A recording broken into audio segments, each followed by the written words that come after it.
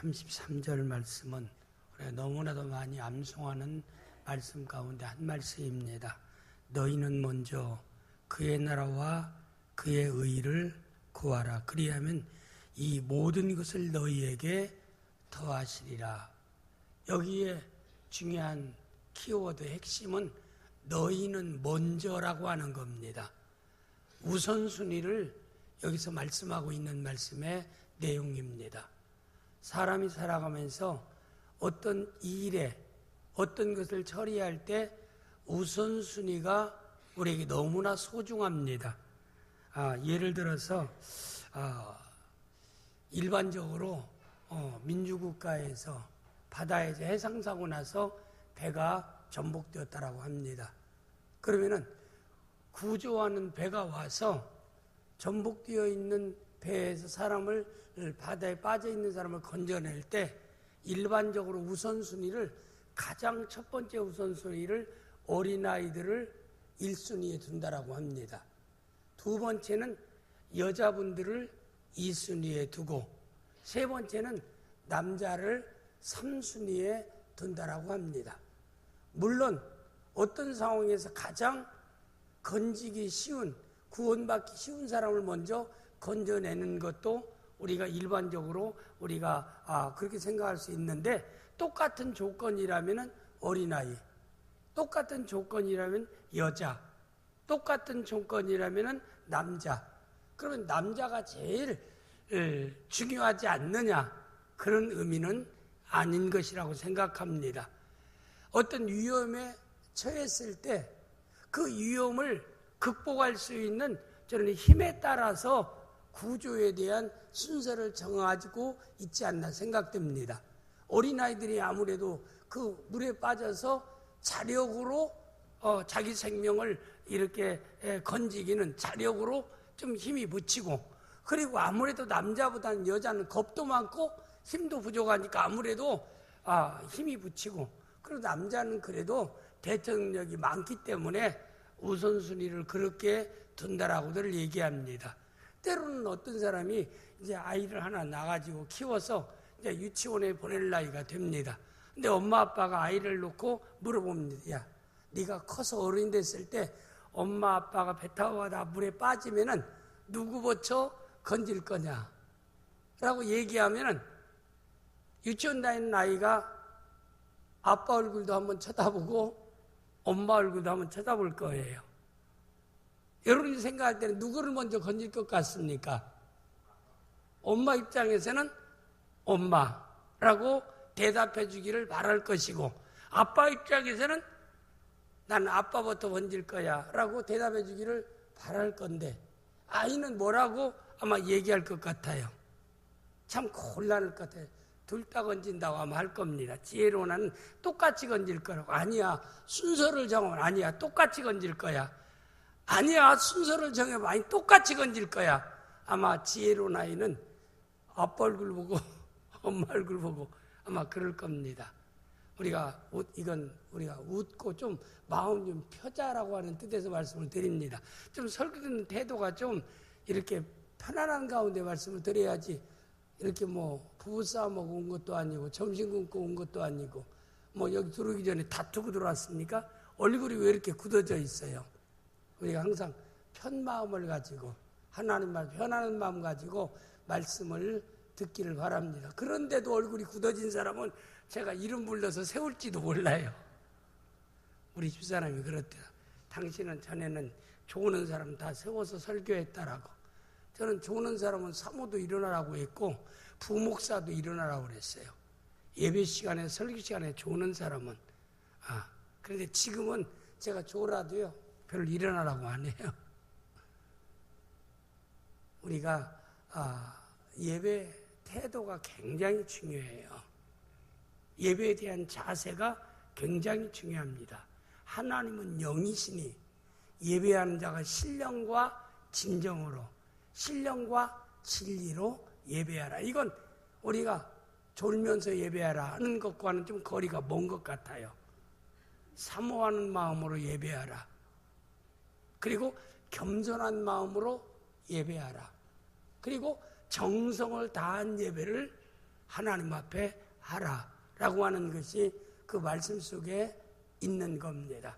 우리는 하나님께 연락드리는 예배를 드리고 은혜 받는 귀한 예배가 되어질 수 있기를 주님의 이름으로 축복합니다. 옆 사람한테 만나서 반갑습니다. 큰 은혜 받읍시다. 뒷사람에게 은혜를 넘치게 받읍시다 하고 인사하세요. 우리가 우선순위 하면은 일반적으로 객관적으로 생각할 때 시간적인 것에 근거해서 우선순위를 정합니다. 시간적인 것에 따라서. 그 다음에 두 번째는 중요한 것부터 우선순위를 두고 어떤 일을 진행하게 됩니다. 그럼 성도가 이 땅에 살면서 삶의 우선순위를 어디에다 두고 우리가 이 세상에 살아야 되는가 라고 하는 것을 오늘 여러분에게 말씀을 드리려고 하는데, 갈라디아서 3장 9절 말씀 내용에 보면은 우리 보기 시작. 그러므로 믿음으로 말미암는 자는 믿음이 있는 아브라함과 함께 복을 받느니라. 이 말씀에서 딱 두 단어를 꼭 마음에 담아야 해요. 첫째는 믿음이 있는 아브라함. 이걸 꼭 기억해야 합니다. 아브라함 하면 아브라함은 어떤 사람이라고요? 믿음이 있는 아브라함이라.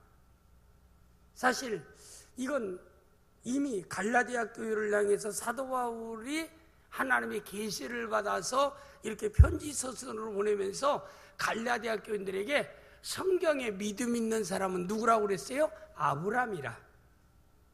그러면은 인류의 기독교 역사나 구약의 많은 인물들 가운데 믿음 있는 사람이 아브라함 하나이겠습니까? 아닐 거라 이 말입니다.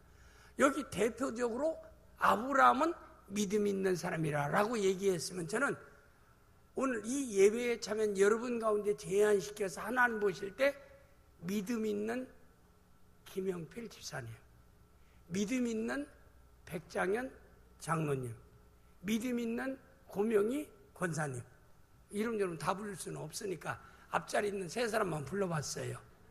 이렇게 하나님이 인정해 줄 수 있다라고 하면은 참 복이라고 생각됩니다. 그렇잖아요. 하나님이 믿음이 있다라고 얘기한다면 저는 그래요. 믿음이 있는 오장열 목사. 이렇게 하나님이 인정할 수 있다면 이보다 더 큰 사실 복이 없다 이 말입니다. 그렇잖아요. 하나님이 인정해 줄 수 있는 사람. 아브라함은 하나님이 인정해 줬어요. 그래서 여기서 믿음이 있는 아브라함이라 이렇게 얘기했고, 그리고 마지막 절에 보니까 복을 받느니라. 복의 주체는 하나님이십니다. 그리고 우리는 복의 주체 되신 하나님 주셔야만이 받는 거예요. 우리가 받아서 누리는 삶을 살아야 돼요. 모든 범사에. 그래서 복은 하나님이 주셔야, 내가 원한다라고 복을 받는 게 아니에요. 이 지구상에 사는 모든 사람들이 누구나 복 받기를 원합니다. 복 받은 자의 삶을 살기를 원합니다. 그런데 복을 누가 주느냐? 우주 만물을 창조하시고 창조한 세계를 통치하시는 하나님이 복을 주셔야 된다 이 말입니다. 그러면 그 복을 하나님이 누구에게 주시는가? 뭐라고 했어요? 믿음이 있는 사람에게 주신다 이 말입니다. 그러면 이 말씀의 핵심은 뭐예요? 이진표 집사님이 2016년 12월 오늘 며칠 날이죠? 예? 예. 오늘 하나님 보실 때 이진표 집사님은 복이 있는 집사님이다 라고 하나님이 인정하면은 결과는 뭐예요? 복을 받게 되는 거예요. 그러니까 믿음이 있는 사람과 복을 받는다라고 하는 것은 떨어져서 생각할 수 없는 거라 이 말입니다. 믿음 있는 사람은 복을 받으며 사는 사람입니다. 복을 받아서 사는 사람이 믿음이 있는 사람이다. 그래서 우리는 하나님 주여 나에게 믿음을 주옵소서. 믿음 있는 사람이 되게 하옵소서. 믿음 있는 사람 되기를 위해서 우리가 은혜 받아야 된다 이 말입니다.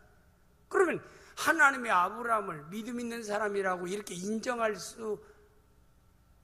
받았던 아브라함의 삶을 보면은 우선순위가 그 사람은 제대로 됐어요. 성경적인 우선순위를 그가 가졌습니다. 창세기 12장 13장에 보면은 아브라함은 하나님 말씀을 따라 갈대우를 떠나서 어디를 가든지 가장 먼저 도착하는 곳에서 여호와를 위하여 단을 쌓고, 이건 뭘 의미해요? 예배를 삶의 우선순위에 두었다는 겁니다. 모든 일을 시작하기 전에 하나님께 예배하고 시작했다는 거. 오늘 낮에 동사 목사님이 설교했었지요. 인간이 맨 첫 번째 시작한 일이 안식에 참여하는 일부터 인간이 시작해 출발이 안식이었다. 우리에게 가장 소중한 것은 믿는 성도가 먼저 은혜를 받아야 됩니다. 은혜 받고 사명 감당하고 은혜 받고 직분 감당해야 우리가 낙심하지 않아요. 포기하지 않게 된다 이 말입니다. 그리고 짐이 되지 않습니다. 은혜 받고 충성하면요 더 충성하지 못해서 안타까운 마음이 생기는 거예요. 은혜 받지 않고 인간의 의지나 결단 가지고 하면 지쳐버리는 거예요. 힘든 거라 이 말입니다. 그래서 우리 믿는 성도는 직분에 대해서, 사명에 대해서, 책임에 대해서 잘 감당하기 위해서는 은혜 받는 자가 되어야 돼요. 은혜 받아야 우리가 승리의 삶을 살 수 있고, 성공적인 삶을 살 수 있고, 성취의 삶을 살 수 있고, 행복한 삶을 살 수 있고, 은혜와 성도의 삶과는 떨어질래야 떨어질 수 없는 관계라 이 말입니다. 그런데 여기 아브라함은 그가 삶의 우선순위를 어디에 가든지 먼저 여호와를 위하여 단을 쌓고 예배를 드림으로 그가 모든 삶을 출발했다라고 하는 것이 소중하다. 그래서 오늘 여러분과 저도 아브라함처럼 믿음의 사람으로 인정받기 위해서는 아무리 바빠도 예배, 아무리 힘들어도 예배, 어느 목사님이 얘기한 대로 죽어도 예배.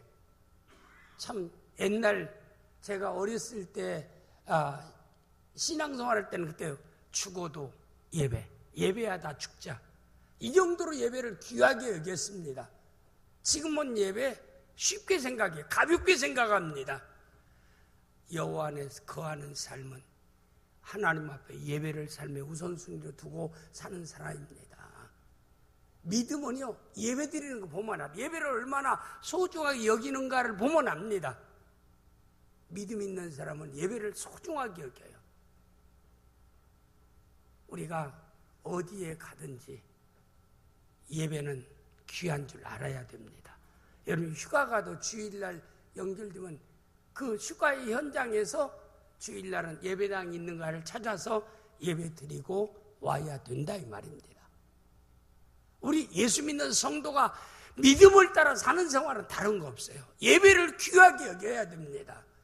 이 오후의 사람들은 참 복받은 사람들이에요.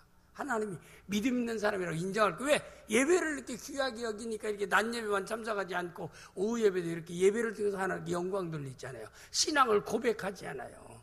하나님이 얼마나 기뻐하시겠어요? 하나님이 기뻐하는 겁니다.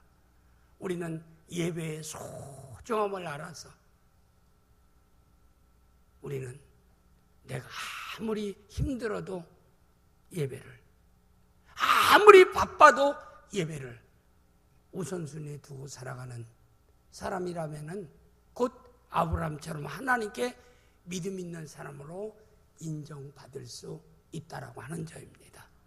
또 우선순위 가운데 우리가 모든 행동을 하기 전에 기도를 행동의 우선순위에 두는 것.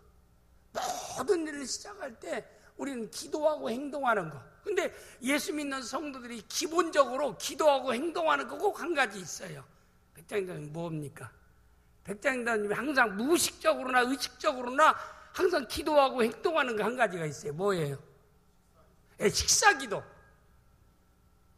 밥 먹고 난 뒤에 하나님 감사합니다, 잘 먹었습니다, 이렇게 기도하는 사람 저는 못 봤어요.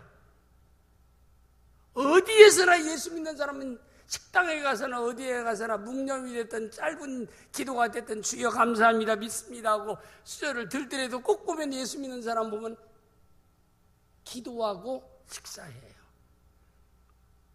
기도만 적용할 게 아니라 이 말입니다. 우리가 하루 일과를 시작하여 내가 차를 운전하려고 차키를 열고 문 딱 들어서 앉으면 단 1초라도 기도하고 핸들을 잡으라 이 말입니다.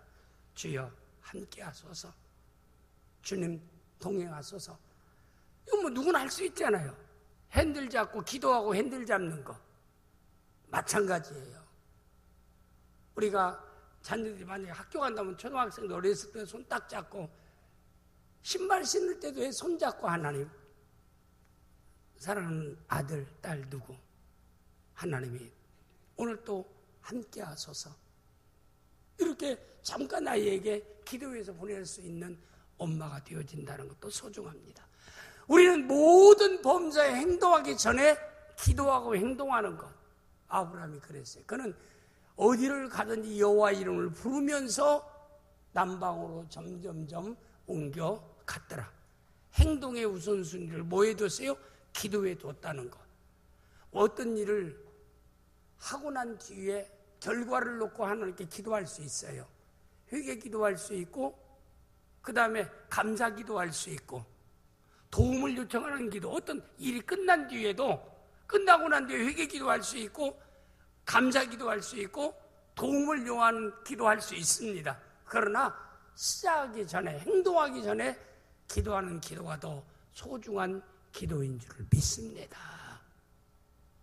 우리가 어떤 일을 행하고 난 뒤에 기도하는 것도 소중하지만 먼저 기도하고 행동하는 것이 더 소중합니다. 우리 병에 대해서도요, 병을 잘 고치는 일을 위해서 좋은 의사를 만나고 좋은 병원을 우리가 만나서 내 병을 잘 치료하는 것도 좋지만은 내 건강을 건강하게 유지시키기 위한 예방의학도 더 우리에게 소중한 것이다 이 말입니다. 그래서 의사들도 지혜로운 의사들은 건강할 때 건강을 지켜라. 옆사람 건강할 때 건강을 지킵시다. 네, 여러분 건강할 때 건강을 지켜가는 거예요. 자만할 사람 하나도 없잖아요. 건강 지키는 요소는 이렇게 얘기하면 건강강이 되니까 얘기할 필요 없고요. 우리가 예방이라는 게 참 소중합니다. 우리가 어떤 일을 시작하기 전에 행동하기 전에 먼저 하나님께 기도하고 행동한다는 것, 믿음으로 출발하는 겁니다. 이게 굉장히 중요하고 우리가 일상 살면서 뭐니 해도 뭐라고 하죠? 뭐니가 중요하다고 하잖아요. 돈을 초월해서 살 수 있는 사람 하나도 없잖아요. 예수 믿어도요, 돈이 두둑하면 괜히 신이 나요. 저는 목사가 세속된 목사라 그런지는 몰라도 지갑이 두둑하면 어디 가서 좀 그래도요, 좀 신이 나는데, 야, 이거 접대는 해야 되는데, 지금 계산하기 시작하면요, 얼굴이 굳어져요. 여러분 그러지 않아요? 내가 꼭 돈을 써야 되는데, 이게 돈이 지금 이게 어떻게 맞출까 하고 고민하기 시작하면 얼굴이 굳어지기 시작하는 거예요. 믿음 있고 없고가 떠나서 그래요. 세상이 나 혼자 사는 것도 아니고 산속에 들어가서 혼자 산다면 문제가 없어요. 그냥 그 열매 따먹고 살고 찌푸리 해먹고 살고 과일 따먹고 살면 되니까. 그러나 더불어 살다 보면 말이에요, 내가 물질이 필요한 요소 중에 하나더라 이 말입니다. 그래서 성경에서도 우리에게 물질을 넘치게 하사 모든 착한 일을 넘치게 행하기를 원하시는 하나님, 고린도후서 9장 8절에서 우리에게 물질을 넉넉하게 하사 모든 착한 일을 넘치게 하게 하려 하심이라. 저는 우리 낙원의 성도들이 물질로도 주어진 직분과 사명과 있는 이치에서 착하고 선한 일에 넉넉한 가운데 넉넉하게 쓰임받으며 살아가는 낙원의 성도들이 되어질 수 있기를 주님으로 축복합니다. 참 재물이 참 우리 어머니 권사님이 세상을 떠났지만은 참 계실 때도 그랬어요. 이제 제가 어머니에게 이제 우리 사무처가 앉아 있지만 미안하기는 해도 이제 어떤 돈이 부흥이 때나 무슨 돈이 생겨서 어머니한테 돈을 붙이려고 하면은 그렇잖아요. 그냥 통화하면은 아버지와 어머니하고 이제 저 아들이니까 통화하다가도 어떻게 사냐면 뭐 그렇게 참 뭐 신앙생활 열심히 하고 교회 다니는 것밖에 뭐 있느냐. 시골 권사가 뭐 교회 다니는 것밖에 교회 다니는 것밖에 뭐가 있겠어요. 그래서 항상 집에서는 뭐 매일 교회 가면은 그 시골 교회는 보면은 사택 말고 방이 있어요. 뜨뜻하게 이 보일러를 넣어가지고 나이 드신 분들이 와서 한 5명에서 10명이 항상 성전에서 기도하고 거기서 주무시는 분들이 있어요. 그러니까 어머니가 항상 그랬어요. 매일 교회에서 주무셨습니다. 그렇게 주무시고 그래요. 그러니까 뭐 신앙생활밖에 모르는 거예요. 나이 들어서. 그렇게 생활하니까 물으면 교회 얘기만 하고요. 그렇게 신나게 하다가 제가 북미 갔다 오면서 그 어머니 우체국 계좌번호 얼마를 보냅니다 라고 이렇게 뭐 큰 돈 아니다 적은 돈 보낸다라고 하면 어머니 목소리가 달라져요. 야, 기도하는 권사도요 돈을 굉장히 좋아합니다. 그리고 그냥 가서도 시골 가서라도 용돈이나 좀 드리면요 받기 전에 목소리하고 받은 후에 목소리가 달라져요. 2옥타브는 올라가요. 제가 이걸 웃자라고 하는 얘기가 아니라 효도도요 말로 효도 안 되더라 이 말입니다. 여러분 말로 효도 되는 거 봐요. 근데 우리 두째 아들도 어제 와서도 아버지 어머니 은퇴하니까 참 섭섭하시겠다라고 뭐 경제적으로 어렵지 않겠느냐라고 얘기하면서 뭐 은퇴하시면 얼마 정도는 우리가 감당해야 되지 않겠느냐라고 그런 얘기를 하더라고요. 그런데 돈을 감당하고 안 감당하는 게 아니라 참 그렇게 얘기할 때요 다른 말 하고 어머니 아버지 제가 효도해야 할 텐데 그런 말 하는 것보다도 제가 은퇴하면 얼마를 감당하겠습니다 하니까요 괜히 그 말 듣니까 힘이 나요. 참 이 목사도 그러겠죠. 목사가 세속화돼서 그런지는 몰라도 세상에 살면서는 어쩔 수 없어요. 믿음이 아무리 좋아도 그렇잖아요. 어느 환경과 조건에서 자기의 본분을 다 하려고 하는데 돈 없이 세상에 살면 좋겠어요. 그냥 카드 있어갖고 마음대로 막 은행에서 빼서 마음대로 쓸 수 있는 돈이 있다면 상관이 없겠는데 그렇게 보장된 사람이 아니라면은 물질을 초월해서 살 수 있는 사람 하나도 없잖아요. 그래서 효도나 손자 손녀들한테도요 좋은 할아버지 되고 좋은 할머니 되려면 어떻게 하겠어요? 자꾸 줘야 돼요. 줘야 좋아해요. 장난감도 사줘야 돼. 그렇잖아요. 그렇지 않으면 뭐 가까이 가야 아이고 냄새만 난다라고 그래요. 애들도요 젊은 사람 좋아해요.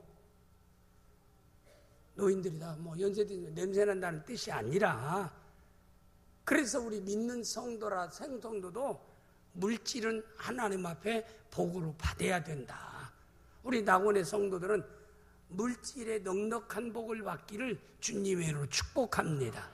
근데 아브라함이 그런 복을 받게 된 요인이 뭘까요? 그는 소득이 생기면은 가장 먼저 소득의 10분의 1을 하나님께 드렸어요. 성경에 기록된 인물 가운데 최초의 소득의 10분의 1을 드렸던 사람이 아브라함이에요. 아브라함은 항상 소득이 생길 때마다 멜기세덱 제사장에게 소득의 10분의 1을 하나님 앞에 드렸더라. 우리가 이 땅에 살면서 여러분 오늘 이후로 물론 이제까지도 잘해왔지만은 물질의 하나님 앞에 넉넉한 복을 위해서는 소득의 10분의 1은 반드시 띄어먹지 마시고 성경대로 도적질하지 하나님의 것 도적질하지 마시고 하나님 앞에 먼저 물질 사용의 가장 우선순위를 11조에 두고 살 수 있기를 바랍니다. 소득이 생기면 하나님의 것부터 띄어놔요. 10개가 다 하나님의 것이에요. 그런데도 하나님은 10개를 다 드리라 했으면 다 드려야 됩니다. 믿는 사람이. 그런데 9개는 네가 선택해서 써라. 그러나 하나는 네가 선택해서 쓰지 말고 나에게 드려라. 그래서 소득이 되면 10분의 1을 먼저 하나님께 드리고 9가지고 쓰면은 말라기 3장이 약속한 대로 하늘 창고를 열어사 너에게 쌓을 것이 없도록 복을 주시나 나를 시험해보라. 하나님이 하나님 자신을 시험해보라고 이렇게 약속하시고 말씀하신 건 11조입니다. 제 투자의 법칙으로 여러분에게 말씀드리는 건 아니에요. 하나님의 약속을 믿자 이 말입니다. 하나님의 말씀을 믿자 이 말입니다. 그래서 우리가 어떤 분은 그래요. 굶어도 11조, 따라서 굶어도 11조 드립시다. 굶으면서 11조 드릴 사람은 없겠지만은 그런 자세를 가져야 된다 이 말입니다. 내가 11조를 드림으로 경제적으로 힘들고 어려워도 믿는 성도라고 하면은 하나님께 소득의 10분의 1은 반드시 드리며 살 수 있는, 물론 오후에 이 모든 사람은 온전한 11조를 드리겠지만 앞으로 하나님께 온전한 11조를 드림으로 경제적으로 하나님께서 물질의 넉넉한 복을 주시는 복된 역사가 있기를 주님의 이름으로 축복합니다. 그래서 아브라함이 믿음 있는 사람이라고 인정받을 수 있는 중요한 요소는 소득이 생길 때마다 먼저 하나님의 것을 구별해서 하나님 앞에 드렸더라 라고 하는 것을 성경에서 말씀하고 있어요. 마지막 그의 우선순위의 삶을 아브라함을 보면, 믿음 있는 사람 아브라함을 보면 그는 대인관계 속에서 먼저 이기적으로 살지 않았어요. 남을 먼저 배려하는 이타적인 삶을 살았습니다. 아브라함은요, 대접하는 걸 좋아했어요. 나누는 것을 좋아했다. 나눔과 대접하는 것을 좋아했어요. 그래서 대접하다 보니 누구까지 접대했어요? 천사들까지도 접대했어요. 어느 날은 극진히 대접받고 난 뒤에 천사들이 밝혀요. 우리는 천사입니다. 소돔과 고모라 성의 그 죄악의 상황을 감찰하기 위해서 보기 위해서 가는 천사들입니다. 아브라함이 천사인 줄 알고 접대한 게 아니에요. 나그네에서 도움의 손길이 필요하니까 그들을 외면하지 않고 베풀다 보니까 천사도 접대하는 역사가 있었더라. 할 수 있는 대로 여러분이 대인관계 속에서 항상 나누려고 힘을 쓰고 베풀려고 힘을 쓰고 할 수 있는 대로 이타적인 삶을 살려고 힘을 쓸 수 있는 우리 귀한 성도들이 되어질 수 있기를 주님으로 축복합니다. 대인관계를 항상 저 사람을 어떻게 이용할까라고 하는 걸 생각하지 마세요. 이용하려고 하니까 내가 또 이용당하는 거예요. 뛰는 놈 위에 나는 놈이 있다 이 말입니다. 내가 베풀려고 하면은 그 사람은 나는 놈으로 나에게 더 많은 것을 베풀어 주신다 이 말입니다. 반대로 생각하자 이 말입니다. 오늘 우리 권사님들 모아놓고 마지막 내 권사님들 설교하면서 그랬어요. 어디에서나 거침돌이 되지 마라. 디딤돌이 되려고 힘쓰라.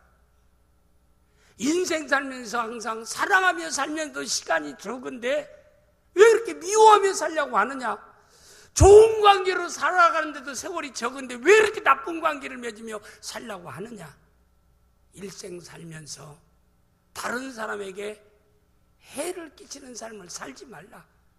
남을 넘어뜨리는 일에 참여하지 말고 남을 죽이는 일에 참여하지 말라. 언제나 넘어진 사람 일으켜주는 일에 참여하고 죽는 사람 살리는 일에 참여하는 우리 권사님들이 되기를 바란다고 제가 간절히 당부했습니다. 우리 낙원의 성도들은 항상 어디에서나 거침돌이 아니라 디딤돌이 되어지는 삶을 살기를 바랍니다. 그게 이타적인 삶입니다. 마태복음 5장 13절 14절에 너희는 세상의 소금이라, 너희는 세상의 빛이라. 그건 뭘까요? 소금과 빛은 뭘 의미하는 걸까요? 이타적인 삶을 의미하는 겁니다. 소금이 맛을 내기 위해서는 맛을 통해서 부패를 방지하고 짠맛을 통해서 간을 맞추는 모든 게 조화를 이루고 맛있는 반찬이 되어질 수 있도록 하는 역할을 위해서는 소금이 자신이 녹아져야 됩니다. 어두움을 밝히기 위한 촛불이 어두움을 몰아내기 위해서는 자기가 녹아져야 된다 이 말입니다. 이건 이타적인 삶을 의미하는 겁니다. 우리 낙원의 전 성도들은 아브라함처럼 이기적인 삶을 살려고 하지 말고 어떻게 해서라도 이용하려고 하는 삶을 살려고 하지 말고 성경에 보니까 너희가 누구에게 베풀 때 그가 나에게 대신 갚지 못할 사람에게 베풀라고 그랬어요. 내가 A라는 사람에게 도움을 줬는데 A라는 사람이 알아서 또 나에게 도움 준 은혜를 받고 나에게 은혜를 갚았으면은 하나님 앞에 하나님이 나에게 갚아줄 것이 없다라고 얘기했어요. 그러니까 할 수 있는 대로 내가 A라는 사람에게 도움을 줬을 때 그 사람이 나에게 다시 보답할 수 없다라고 하면은 하나님이 흔들어 넘치도록 채워주시겠다라고 약속하고 있는 것입니다. 믿음 있는 성도들은 항상 누구를 바라보고 살아야 돼요? 주님 바라보고 살아야 됩니다. 모든 보상도 주님이 해주신다는 사실을 믿고 우리의 모든 삶을 살아야 돼요. 그러니까 내가 시동생한테 어려서부터 얼마나 잘했는데 저렇게 은혜를 모른다라고 그 말하는 순간 그 사람은요 성경적으로 안 사는 사람이에요. 내가 그 시동생에게 잘했기 때문에 내가 그만큼 하나님으로부터 또 평안한 복을 받은 것이라 이 말입니다. 하나님 앞에 받는 복은 생각도 않고 자기가 베푼 조그마한 거 베푼 것 가지고 자꾸 내세우고 아주 초신자적인 신앙이 낮은 자의 삶, 그런 사고를 갖고 살지 마세요. 우리 신앙의 기준은 항상 주님 바라보고 사는 겁니다. 주님 말씀을 따라서 내가 어떤 사람이 도움을 주면 목사님 고마워. 아니요, 나에게 고마워하지 말라고. 내가 당신에게 베풀 수 있는 은혜를 하나님이 나에게 주셨기에, 주님이 나에게 주셨기에 나는 심부름한 겁니다. 주님께 감사하시기 바랍니다. 이렇게 그런 자세를 가지고 우리 믿는 성도는 항상 이타적인 삶을 살아가는 성도가 되어야 합니다. 아브라함은 보세요. 실제 롯과 아브라함이 목장 문제로 실제 사업 현장에서 문제가 생겼어요. 제한되어 있는 목장에서 목축업을 가지고 이런 상황에서 얼마든지 아브라함이 선택할 수 있는데도 아브라함은 롯에게 우리가 같은 고륙 친척이 다투고 싸우는 것이 하나님 보시기에 아름답지 못하다, 옳지 않다. 이건 믿는 성도끼리 어떤 이권을 위해서 서로 아기다툼하는 것은 하나님이 기뻐하는 일이 아니라 이 말입니다.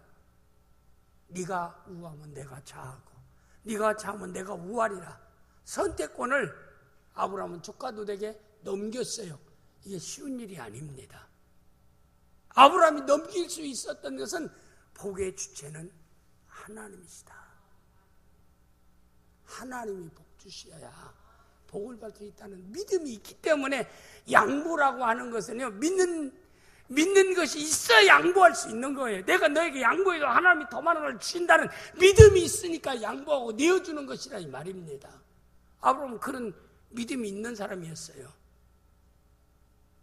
그래서 아까 어려운 사람을 베푸다가 천사를 돕는 역사도 있었고, 그리고 천사들이 얘기해서 소돔과 고모라 죄로 인해서 멸망한다니까 소돔과 고모라 사람들 그건 당연히 천벌받아야 마땅해.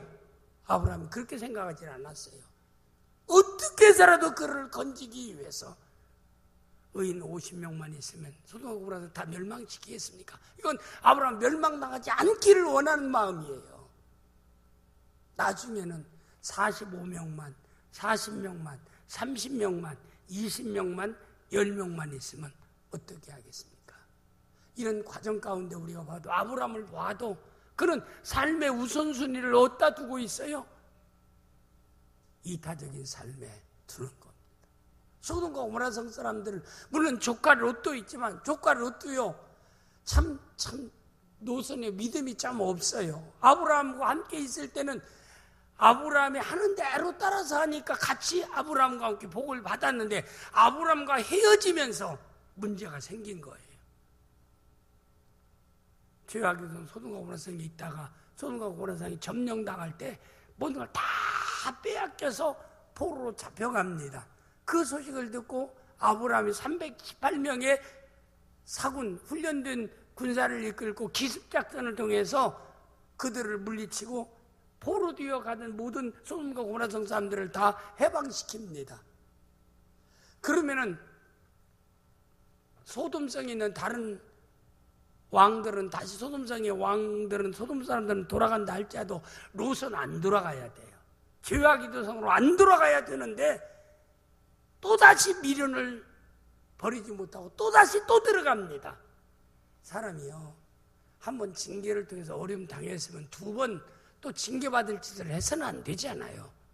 깨달음이 있어야 됩니다. 깨닫지 못하는 짐승 같은 삶 생각하지 않고 사는 거예요. 그러면 한 번 내가 죄악의 도성에 살다가 이렇게 어림당해서 포로 잡혀가는데 아브라함을 통해서 이렇게 나왔다면 이제는 죄악의 도성으로 안 들어가야 된다 이 말입니다. 아브라함을 따라오든지 다른 길을 가든지 해야 되는데 어떻게 해요? 또다시 또 기어 들어가는 거예요. 그러다 결국에는 어떻게 됩니까? 하도 하나님 앞에 간청하니까 그래도 하나님이 롯에게 나타나서 뒤를 돌아오지 마라. 그러니까 롯이 세 딸과 아내에게 사위들에게 연락해서 하나님이 소돔과 심판한다 얘기했는데 사위들은 뭐 전혀 믿질 않아요. 받아들이질 않아요. 세 딸과 아내 하나님이 심판하니까 빨리 우리 이걸 가되 뒤를 돌아와서는 안 된다. 롯도 뒤를 돌아오지 않고 세 딸 돌아오는데 그러나 아내는 뒤를 돌아보고 말았어요. 그래서 결국에는 소금 기둥이 되고 말았잖아요. 그 많은 재산 가지고 소돔성에 들어가가지고 두 번째 들어가서 아내 소금 기둥 만들고 그 많은 자산 다 소돔에 불태우고 참 부끄러운 조상 되어지는 실패자가 되었던 롯을 우리가 볼 수가 있습니다. 우리는 어떤 고난을 당할 때마다 깨달음을 가져야 돼요. 다시는 징계받을 일을 행하지 아니하리라는 결단과 믿음이 있어야 된다 이 말입니다. 근데 끝까지 아브라함은 항상 모든 면에서 이기적인 삶을 살지 않고 대인관계 속에서 이타적인 삶을 살아갑니다. 여러분과 저도 세상의 삶에서 어떤 환경과 조건에서도 이기적인 삶보다는 이타적인 삶을 항상 살아가면 하나님이 반드시 여러분에게 믿음의 사람으로 인정하고 복을 주시는 귀한 역사가 있게 될 줄을 믿습니다. 너희는 먼저 그의 나라와 그의 의를 구하라. 그러면 먹고 입고 거하는 모든 것을 너희에게 더하여 주리라. 아브라함처럼 삶의 우선순위를 예배에 두고 행동의 우선순위를 기도에 두고 물질 사용의 우선순위를 11조에 두고 대인관계의 우선순위를 항상 이기적으로 사람을 만나려고 하지 말고 내가 저 사람에게 어떻게 하면 도움이 될 수 있을까? 내가 저 사람에게 어떻게 하면 내가 도와줄 수 있을까? 저 사람에게 유익함을 줄 수 있을까? 나만 생각하지 않고 먼저 상대를 배려하는 마음을 갖고 그건 가장 가까운 가족에서부터도 내가 어떻게 하면 남편의 부족한 점을 채워주는 사람이 될까? 내가 어떻게 하면 아내의 부족한 것을 내가 보충해주는 사람이 될까? 허물이 보일 때마다 70억 가운데 남편의 허물을, 아내의 허물을 잘 채워줄 수 있는 사람은 나라고 여기기에 나를 하나님이 선택해서 아내로, 남편으로 짝져 주셨다는 생각 가지고 항상 보충해 주려고 힘을 쓰는 성도가 된다라고 하면 이게 꼭 이타적인 삶입니다. 이런 삶을 살아갈 수 있는 나훈의 귀한 성도들이 되어서 오늘 또 아무개야 너는 믿음 있는 사람이다. 아브라함에게 복을 준 것처럼 내가 너에게 복을 주마라고 하는 복된 은혜의 역사가 여러분의 삶의 현장에서 체험되어지고 간증될 수 있기를 주님의 이름으로 축복합니다. 기도하겠습니다.